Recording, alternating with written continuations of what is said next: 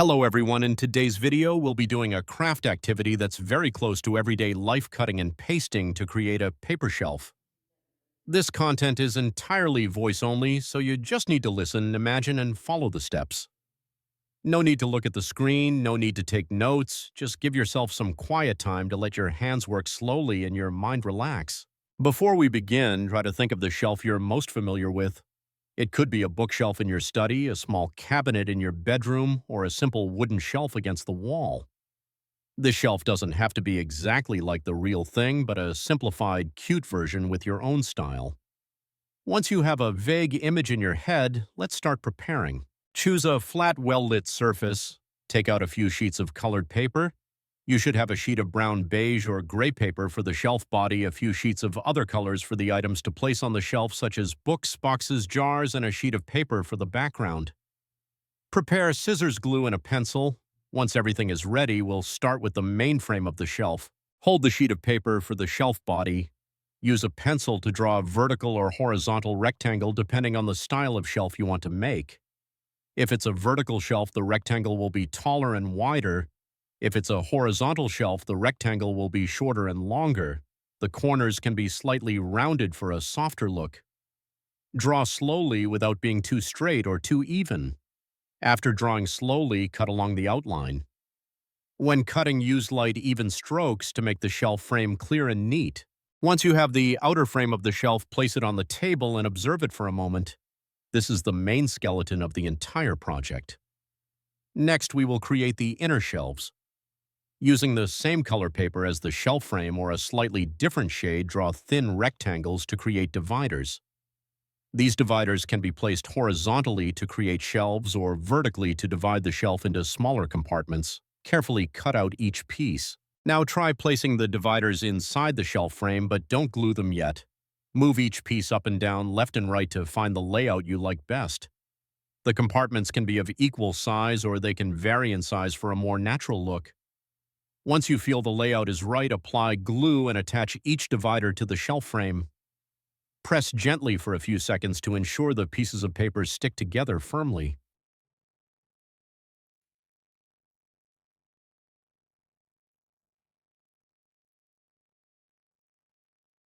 At this point, the basic shape of the shelf has emerged. Take a moment to look at the overall design. If you want the shelf to look deeper, you can cut out another piece of paper in the same shape as the frame and glue it slightly off-center behind it to create a thicker and more solid feel. This simple detail will make the shelf look more like a real object. Next comes the most fun part, creating the items to place on the shelves. Imagine what this shelf will be used for. If it's a bookshelf, you can cut thin rectangles of varying heights to make books. Choose different colors to make the books look lively. Once cut, you can arrange the books side by side or stacked on top of each other in each compartment. If it's a storage shelf, you can cut simple box circle or bottle shapes. Each item only needs a few basic cuts, no need for intricate details.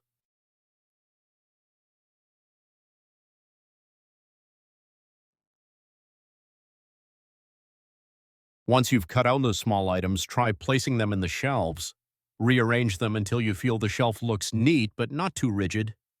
Perhaps one compartment is full of books, another has just a small box, and one is empty.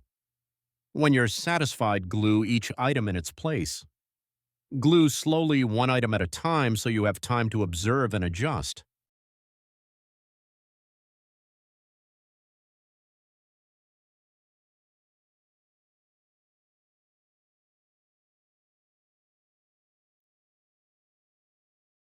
If you want to add more character to your display shelf, you can add very small details. For example, a mini paper pot with a few green leaves, a small picture frame that's just a plain rectangle, or a tiny round clock. These details don't need to be numerous, but they will make the shelf look like it's present in a real room.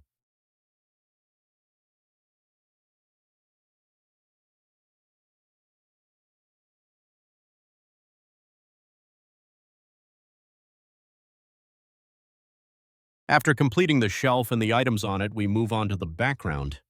Take the background paper and place the shelf on top, but don't glue it yet. Move the shelf left, right, up, or down to find the layout you like best. You can place the shelf close to the bottom of the background as if it's standing on the floor, or higher as if it's hanging on the wall. Once you've chosen a suitable position, apply glue and secure the shelf to the background.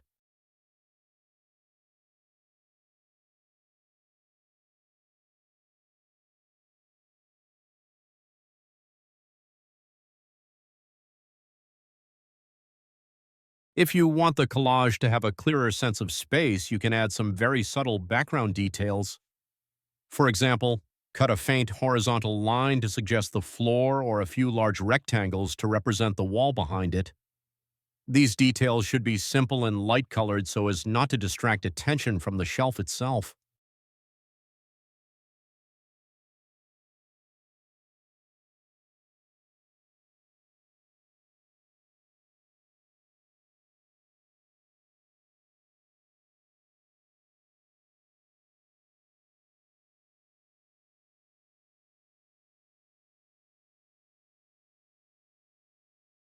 Once all the paper pieces are glued, set the artwork aside and let the glue dry for a few minutes.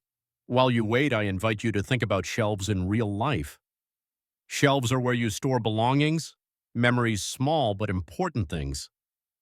When you recreate them with paper, you are also rearranging the space in your imagination slowly and intentionally.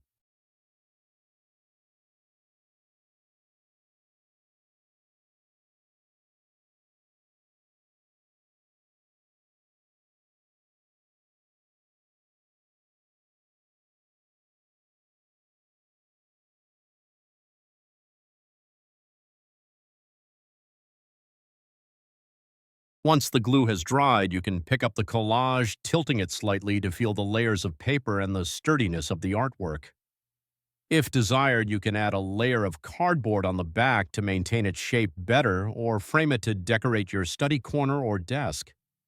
A paper shelf, though simple, evokes a warm and cozy feeling.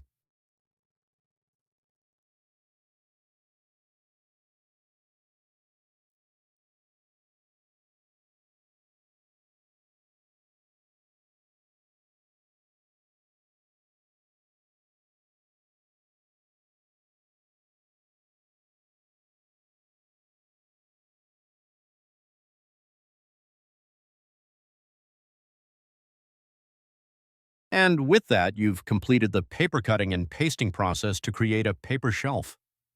The most important thing isn't whether the shelf looks like a real one, but the time you dedicated to focusing, creating, and being yourself. From ordinary pieces of paper, you've created a small space with its own order, story, and emotions.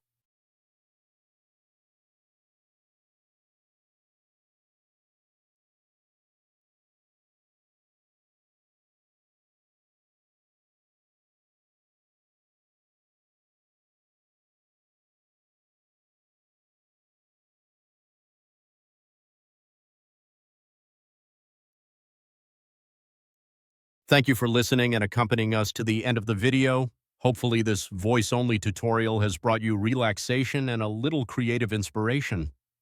If you enjoy this kind of gentle, slow-paced content, keep trying your collage techniques with other familiar objects around the house. Who knows, from a small shelf, you might discover many new ideas for your own creative world. I hope you have a pleasant time watching, and I look forward to seeing you in the next videos.